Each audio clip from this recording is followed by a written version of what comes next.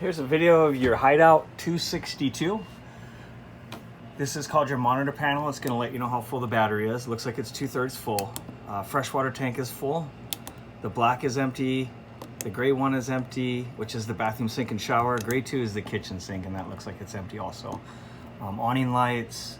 This will extend and retract your powered awning. Your water pump is for filling the fresh water tank. So once you fill it, you turn the pump on and you can pull water out of the tank using that pump. If you're hooked up directly with city water, then you don't need the pump. Water heater can run off gas or electric, so you just pick one of those two. Various lights. Slide out room in and out. You want to make sure you didn't leave anything in the way. Cabinet doors closed over there. Everything else looks pretty simple. And then just push the button, the room will run in and stop. When it does, it makes that slippy noise, and that's your clutch, so that's totally normal. AC and furnace controls, turn it to heat. Set your thermostat. Off, fan, and then air conditioner. And again, set your thermostat. Auto would be temperature controlled. Lower, high, on. The fan would continuously run.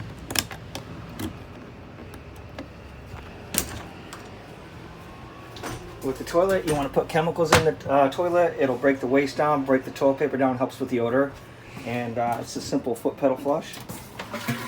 And then it'll dump the waste as you push on the pedal. Showers to be locked in the open position. You have a ground fault here, so if you lose power to one outlet, check this one. It could trip and affect all the outlets. There's a carbon monoxide detector on the wall. Spot for your TV.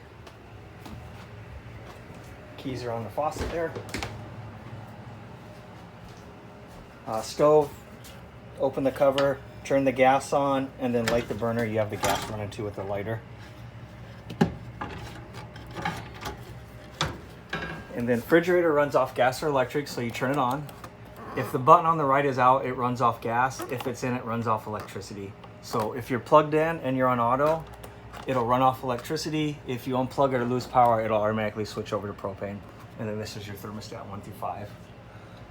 Nice big TV, AM, FM, CD, DVD, Bluetooth, inside speakers, outside speakers. So you can do one or you can play them both at the same time.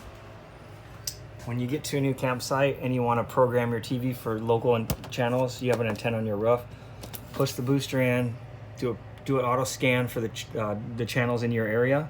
So if you move to a new area, you want to do the scan each time. If you have cable hookup at the campground, turn this off. There's a spot outside you can hook up for cable, and then you'll do a scan with the cable. This turns into a trifold sofa or a bed. A great big U-shaped dinette. To get this down, pull the plunger, and it just rotates towards you. Yeah, this works great. There's USB chargers here. All your breakers and fuses are here. So if you have any issues, anything that runs off electricity is ran through a breaker. Anything that runs off your battery is fused.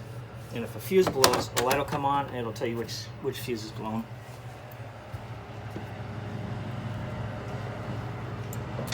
Here's your 262. We've torqued the wheels down at 120 foot-pounds. You should check the lug nuts again.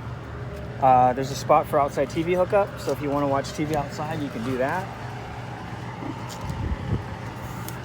Outside kitchen. This refrigerator is plugged in, it runs off electric. Outside stovetop. Take this quick connection. You'll plug it in right here, and there's a ball valve here that needs to be in line for on. Off is crossways, and you just plug that gas line right into there.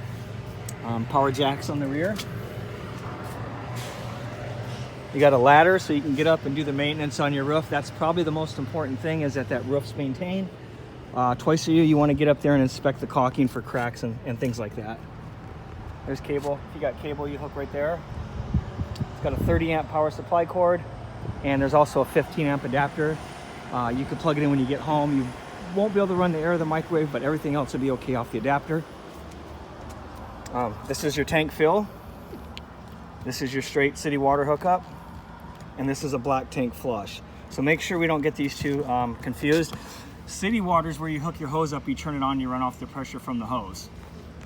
fresh tank fill is if you don't have water, take the cap off, stick a hose in here, you fill up the tank and you take all the water with you. Your connections here. So what you want to do is pull the black gate handle first and dump the sewage. Once that's done, you hook a hose up to this, and this is the black tank flush, and that'll clean out the sewer tank for you. So hook your hose up, turn it on, make sure the black gate valve is fully deployed. Hook a hose up, let that run for a couple minutes, shut the hose off, close the valve. Then you'll pull your gray, and that's the bathroom sink and shower, and that'll kind of rinse everything out for you. And that is to drain the freshwater tank.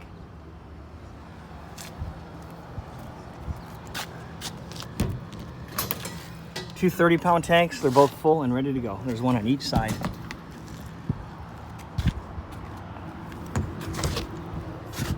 There's your battery up front. We put a new interstate battery in there. This is where you retract and extend the front legs for hooking up and unhooking. And there's some fancy lights on the front cap. This light switched here. Here's your water heater. Powered awning. There's some lights underneath it and also some outside speakers. I hope this video helps you. Of course, if you have any questions or you need anything else, feel free to reach out and give me a call.